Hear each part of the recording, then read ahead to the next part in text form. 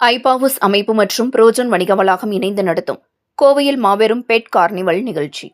புரோஜன் வணிக வளாகத்தில் மே மாதம் 23 மற்றும் 24ஆம் தேதி என ஆகிய 2 நாட்கள் நடைபெற்றது. கோவை சரவணம்பட்டி பகுதியில் புரோஜன் வணிக வளாகம் இயங்கி வருகின்றது. இந்த வணிக வளாகத்தில் கோவையில் மாபெரும் பெட் கார்னிவல் நிகழ்ச்சி நடைபெற்றது.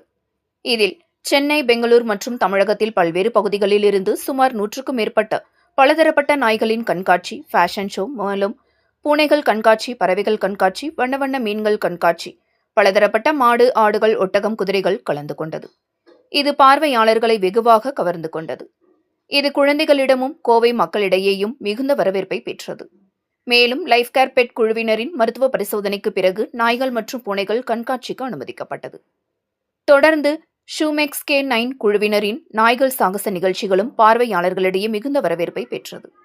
மேலும் SPCA மூலம் பெட் அசோசியேஷன் விதிமுறைகளுக்கு உட்பட்டு நடைபெற்ற இந்த மாபெரும் பெட் கார்னிவல் பலதரப்பட்ட குழந்தைகளை கவரும் வண்ண விளையாட்டுகள், ஃபேஷன் ஷோ என கோவை மக்களிடையே மிகுந்த வரவேற்பை பெற்றுள்ளதாக ஐபாவுஸ் அமைப்பின் நிறுவனர் உமா மகேஸ்வரன் மற்றும் அவரது குழுவினர் மற்றும் புரோஜன் வணிக வளாக நிர்வாகத்தினர் தெரிவித்தனர் என்பது குறிப்பிடத்தக்கது.